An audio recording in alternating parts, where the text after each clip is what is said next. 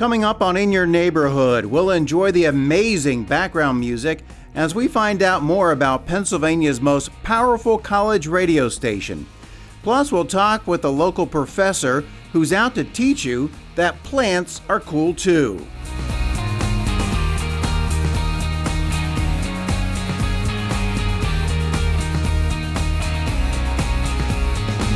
TiVo Plus. All the TV you could ever dream of. Personalized and streaming 24/7. Your favorite shows, movies, videos, and more. All in one easy experience you know and love. Streaming TV that's free, binge-worthy, and always on. Is this great or what? TiVo Plus.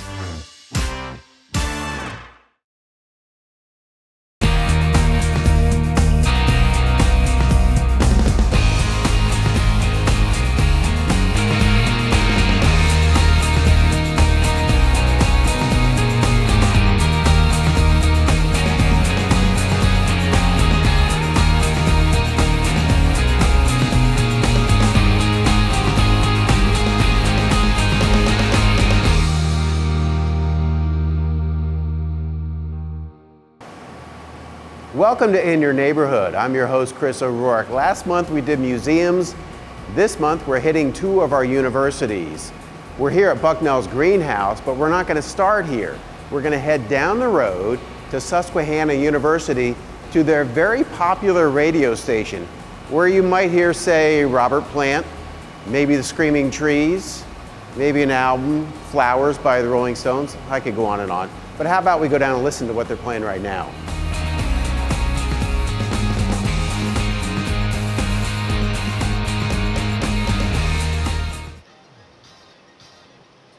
On 88.9 The Pulse, the radio voice of the Susquehanna Valley. Welcome back to LOL. That was 24 Karat Magic by Bruno Mars.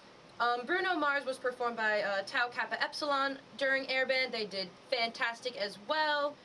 Susquehanna University freshman Lily Warshaw is spinning tunes on a Thursday afternoon from the WQSU Fishbowl, primarily known as the Larry Augustine Studio in the basement of the Degenstein Center on campus. Given that it's a day in April, Lily has already put in several months on the board and moves through the show like a pro DJ. Her program is called LOL, which doesn't stand for what you think. In this case, it's lots of Lily. Her show often incorporates themes. Today, it's songs featured during a recent fraternity airband contest. The radio station was one of the things that caught Warshaw's eye during her college search back in high school on Long Island. I love to talk, and I love sharing my interests with everyone, and I love music, so it was a perfect culmination of all of those things.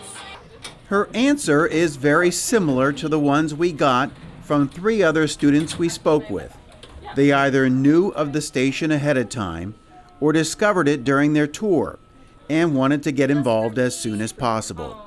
Not to shame her in any way, shape, or form, but current program director and senior Abby Lentini, the young woman on the left, came here as a journalism major and wanted to join the station, but was a bit intimidated at first, so she waited until the spring semester.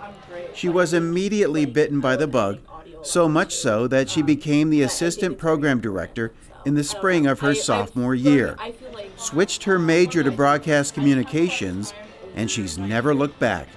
Now she's the right-hand woman of General Manager Dawn Marie Benford. I oversee everybody in the station, but primarily the DJs. So I'm in charge of helping train the DJs, checking their on-air logs and stuff, making sure that they're signing in, doing their shows, that their shows are consistent and well done, and just kind of teaching them anything. If they have any questions, I'm kind of available. We have a lot of communication students, but I think that it goes outside of communications, and we preach that all the time.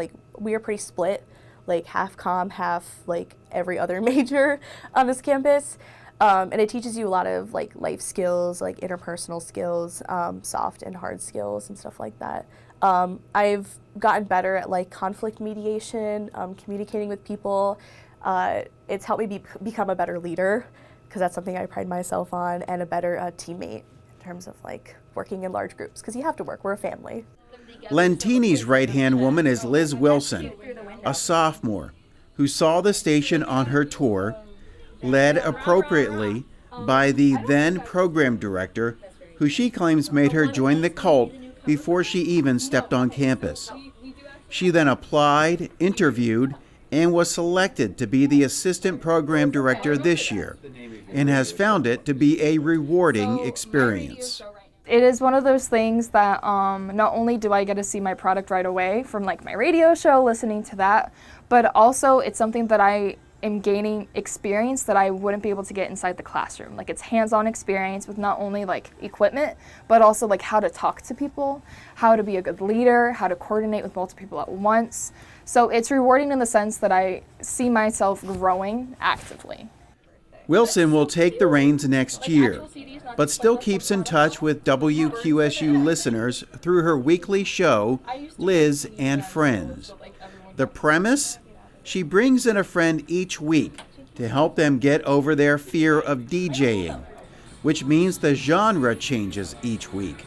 And if that friend decides to join the ranks at QSU, they be adding to a group that now numbers just over 120 students. Quite a family, as you heard Abby say earlier. And with that in mind, the mother hen, or dare I say grandmother, of the group is Dawn Marie. The first general manager in the station's history. She's all positive energy, just the kind of guide these young adults need. She came on board in late 2016, although she'll tell you her head didn't stop spinning like a record until 2017. It was one of those twists of fate. After moving twice to be closer to grandchildren, she heard about the open position and got it. Once she arrived, she tapped into her extensive radio background and began molding WQSU into what it is today, an award-winning representative of not only the SU community, but also Selinsgrove. So this is huge because it is giving them that real-world experience to be prepared when they leave these four walls. What they get here when they walk in our door is the same departments that are set up at a commercial radio station in the real world are also created here. So there's a sales department, there's a promotions department, there's a sports department, there's the program director and the assistant program director and the promotions director. All of that mimics a commercial radio station so that they have all of that experience that they need when they leave these four walls. And they can say, been there, done that, got the t-shirt. You get the impression, spending even a little time with these students, that they don't need a t-shirt as an incentive. They fully understand the value of the hands-on experience they're getting. And they're not alone. Students have been turning that experience into jobs since Augustine started the station way back in 1967, including one alum now doing morning drive at a radio station in Wisconsin.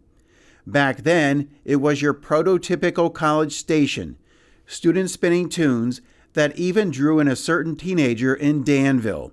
Now, holy cow, this isn't even remotely your father's radio station, or even your Uncle Ted's favorite college spot on the dial. It's the most powerful college radio station in Pennsylvania, and covers and teaches not just radio, but every broadcast medium.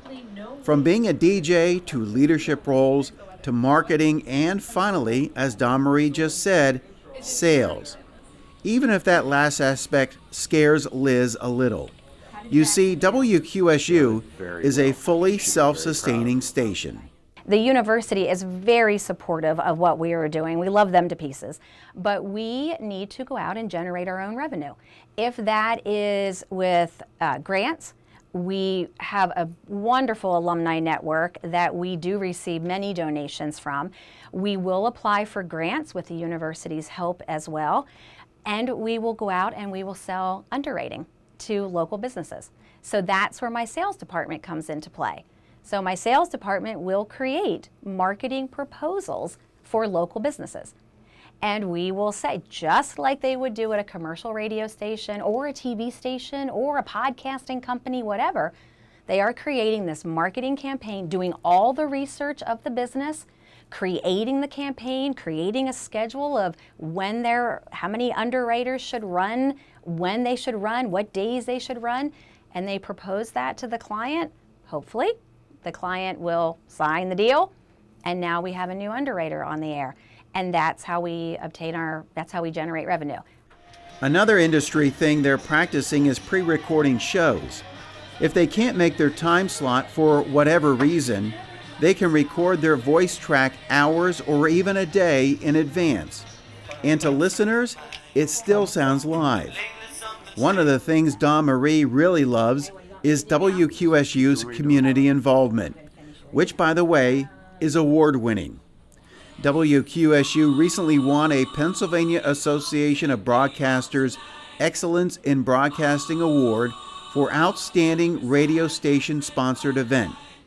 That award recognized the station's downtown Selinsgrove tree lighting ceremony, which they hosted in partnership with the Selinsgrove Area Chamber of Commerce.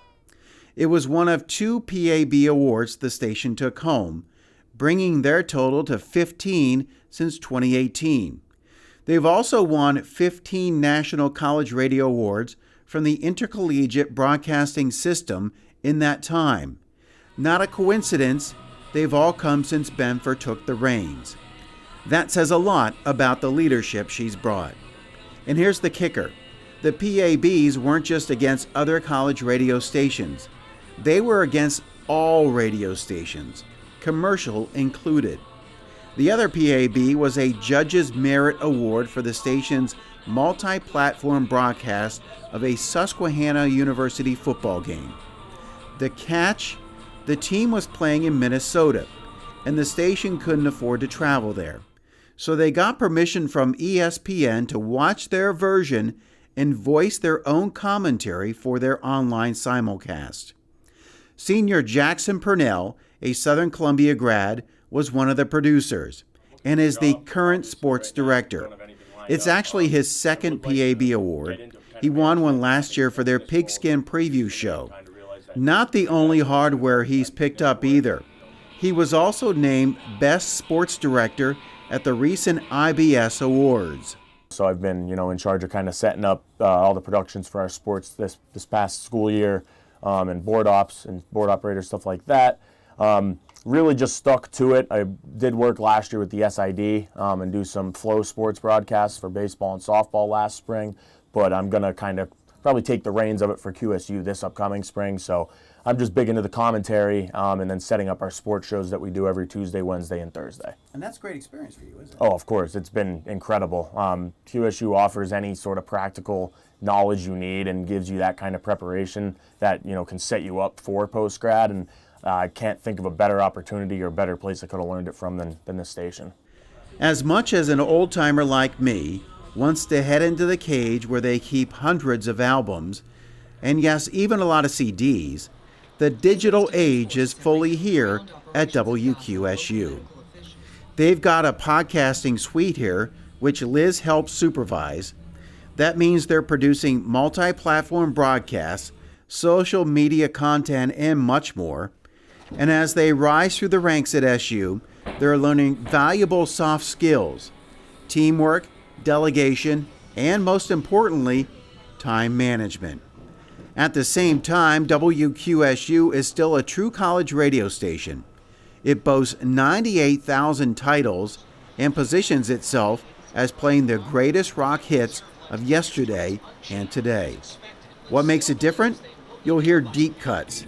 You'll hear a variety of genres, because let's face it, these students are going to play what they like, what they think you'll like, and yes, take your requests. They even have volunteers from the community running shows, like Derek the Dude, who recently retired, in quotations, after spinning bluegrass here on weekends for 25 years. All of that makes WQSU an exciting place to be, whether you're doing a show, hanging out, or if you're like Dawn Marie, coming in for work. And honestly, can you imagine a better job than that? I know I can't remember the last time I had such great music playing while I was working on a segment. It seems like so much fun. It is. It's so much fun. I love it. Every day is different, and they make it wonderful because their inspiration, they are an inspiration with their curiosity, with their passion for broadcasting. They are an inspiration to not just me, but everybody involved in the station.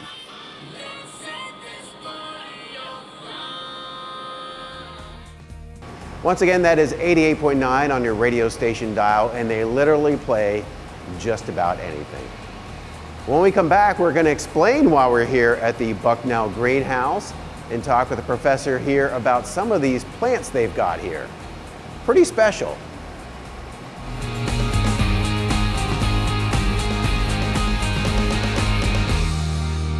From thermostats, TVs, doorbells, light bulbs, speakers to pet feeders, today's average household has 17 connected devices. And that number keeps growing. That means strong Wi-Fi and enough bandwidth are more important than ever.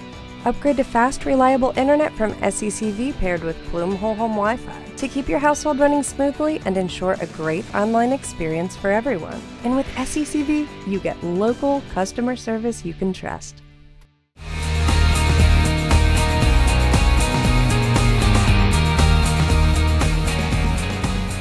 I'm hanging off the edge of a 300-foot tall cliff with a team of scientists, all for the sake of the next botany adventure on Plants Are Cool Too. Plants are cool too. I think of Chris Martine as an adventurer of sorts, kind of like Indiana Jones, professor by day, discoverer of new plant species by summer, raiders of the new species. Minus the guns and a bit of swashbuckling. He was repelling just there, for goodness sakes. Martine is a professor of biology at Bucknell University and a specialist in plants and trees with a knack for discovering new species. He's found 12 so far over the span of his career to this point.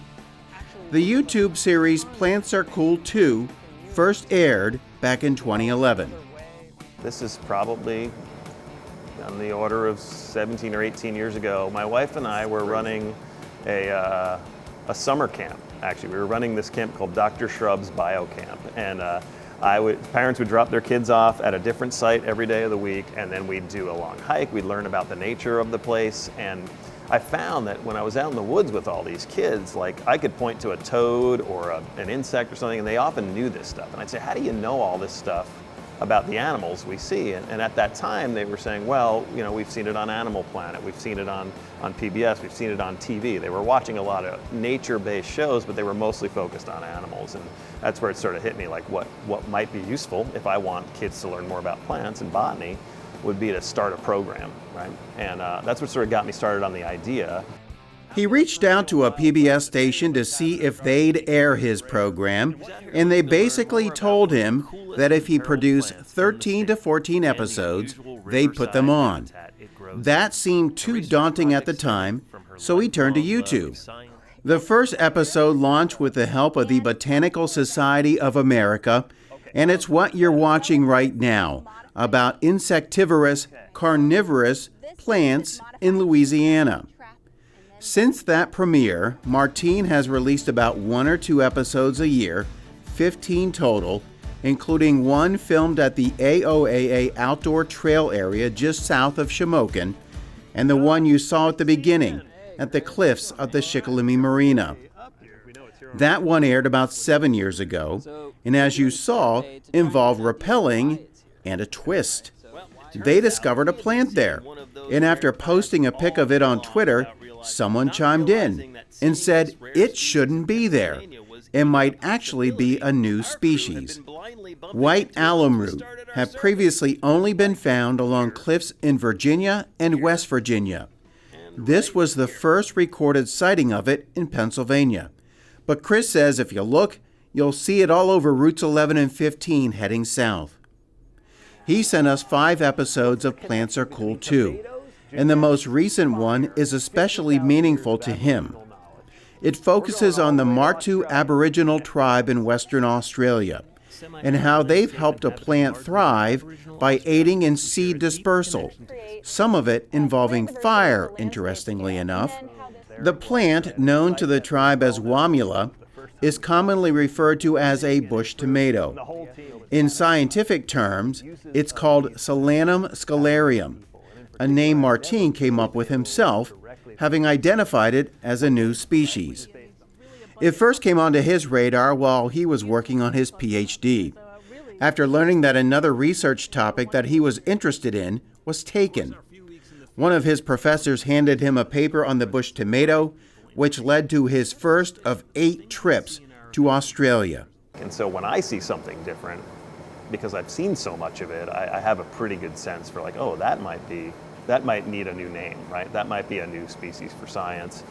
But I can't just sort of say that. Like, I can't just sort of like put it on my Instagram feed and say, this is a new species, right? It's still got to go through the whole scientific peer review process. So typically what we do here is I'll come back with specimens and maybe we'll pull seeds off those specimens, and then we're growing the plants here in this greenhouse. And then we're kind of doing like statistical comparisons with the thing that I think might be new and things that we already know about. And that's a way for us to sort of scientifically, in a really rigorous way, kind of provide evidence that should really get a new scientific name. And then I've got to send that out to a journal, and it goes through peer review, and then only through that can you actually then have a thing with a new name. He suspects there are more undiscovered species there and has a sense of where to look. They brought back seeds and now grow them in the greenhouse atop the Rook Science Center at Bucknell University. So a plant that was once hiding in plain sight is now named, studied further, and growing in 2 places, Western Australia and here in Lewisburg. This is one of these bush tomatoes that I've studied for a long time, and the Latin name is Solanum subjunctum, and this was the very first species that I was ever involved in describing. So that trip I took for my PhD dissertation, this is a species from a place called Kakadu National Park. It is a sort of world-renowned natural area. And the botanist that I traveled with when I went there first in 2004 said, we're going to go see this thing that might be a new species, and we went and collected new material and eventually described it in 2006. This may make Chris cringe, but if you were listening closely, you may have heard a snap while he was talking about the plant. This is a species from a place called Kakadu National Park. He kept his composure for the camera, but a little part of all of us died inside when it happened, although it did create an opportunity. Martine decided to use the broken branch to make a pressing in the university's herbarium, located a floor below the greenhouse. Bucknell has had a herbarium since the 1800s, and it currently houses 25,000 specimens. When Rook was built, the university made plans to give it a permanent home here. Down in the herbarium, Chris gave us a quick tour, then got the branch ready for pressing. In a surprise twist, he informed us that everyone involved in the pressing would be credited, including me and videographers Dylan Lekevich and Alex Brevig. You could have knocked me over with a feather. It was a true honor, better than any award, to know that my name is part of the historical record at the Bucknell Herbarium. Back upstairs, Martine told us that 6 species currently grow in the greenhouse that are similar to the bush tomato, each found in only 2 locations in the world. One hasn't been officially named yet, so they simply call it Catherine, after the spot in Australia where it was found. And I've encountered this 2 or 3 different times along a particular roadside, and been able to collect specimens of it. But one of the things we found in the past year, one of my students, Rebecca Beneroff, figured out that it has a really unusual root system, and it's different from any other species we've ever studied. These really interesting fleshy kind of storage roots. So we're growing this right now so we can sort of basically learn more about those roots. But one of the issues about describing species is you need really good specimens to look at, and so right now I don't even know what the fruits of this species look like, for example. And so part of my goal on this next trip is to go to places where I think this species is growing and make more observations, take more pictures, make more specimens. Another new species can also be found in Australia in a spot with the coolest name ever, but not the easiest to get to thanks to all of the crocodiles. That all led to a story that sounds like it's right out of Indiana Jones. A species that I saw as just a single specimen in a herbarium in the Northern Territory in the city of Darwin, and this was going back 10-ish years ago that I saw it, and then I would go back and visit each time and try to go to the place where the specimen was from, and couldn't get there, right? It's this place called Deaf Adder Gorge, this remote gorge off, on the Arnhem Land Plateau, and every time I tried to get there, it would be like too close to the rainy season, too muddy, too dangerous, right, with crocs in the creeks and all this sort of thing. And then eventually I asked for permission to remove a few seeds from the one specimen I had seen. I came back to Pennsylvania with 10 seeds. We did our germination treatment. We tried to get the seeds to grow. We only got 3 seeds to germinate. So we had 3 little seedlings. We were very excited. And then over the course of the first couple weeks, 2 of the 3 seedlings died. And then my student, Claire Marino, kept one alive that long enough to grow to like 4 feet tall and start flowering. And we got it to fruit. And we were finally able to describe this as a new species after all of that work. Chris hadn't officially named the plant at the time, but was considering Death Adder Bush. Dr. Chris Martine grew up in New Jersey and went to Rutgers, not realizing you could actually make a career out of studying plants and trees, something he already loved from his childhood. After college, he worked for the New Jersey Forest Service and then the Soil Conservation District. He realized that he would need a master's degree to advance, so he earned one at Rutgers. Then he discovered something else, that all of the information in school textbooks came from someone doing research. That fascinated him. So he pursued a doctorate at the University of Connecticut, and that's where the connection with the bush tomato began.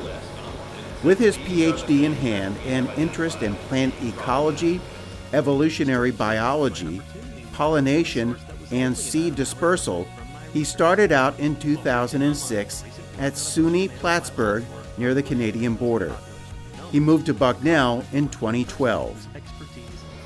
Now, after about 13 years at Bucknell, he's settled into a rhythm, teaching 2 or 3 courses a semester and focusing more on research during lighter teaching loads. In the summer, he maps out new research, sometimes in Australia, sometimes closer to home. He and his students also conduct local research, mostly involving genetics, to determine whether a plant is becoming rare and should be classified accordingly. They also come across invasive species, plants that shouldn't be here but are, and are taking over. These are often things that sort of have come from another place. Now people have brought them right here, and then once they're here, they're the ones that are sort of already sort of prone to being like really robust and aggressive. Once they get into a place, can often take off, and when they do, right, they can take over whole habitats. By their nature, that's what they do, right? It's hard to say they're bad for it, right? But once they get into these places, they can often take over habitats, and what they will do is push out some of our native plants. He's a big fan of Pennsylvania's plan to combat invasive plant and tree species. It's called invasive replacive. The name may be a little quirky, but the idea isn't. If you have an invasive plant or tree on your property and you show proof to DCNR that it's been removed, they'll send you a native species to replace it. So invasive trees, like this Norway maple in my backyard, or this butterfly bush, also in my backyard, could be replaced with something native. Though let's be honest, I'm in no rush to cut down that maple. While we are on the subject of trees, we wrapped up our interview by asking Martine a question you would ask of any expert. Right. So, what is your favorite plant? Holy cow. You know, I would say right now, my favorite plant is a tree, and it's probably the tulip poplar, right? This might be one, or also known as tulip tree. It's got a couple different names. And I love it. It's a good native tree. It grows to like 100 feet tall, big straight trunk. It has these big like orange and yellow flowers that I'm sure a lot of people are familiar with this tree. And I love it. Yeah, I love it. And just a reminder, you can check out the Plants Are Cool channel on YouTube. And that's going to do it for this segment. If you have an idea for us, you can send it to us at IYN@secva.com or stop by our Facebook page. I'm your host, Chris O'Rourke. We'll see you again next time, maybe from in your neighborhood.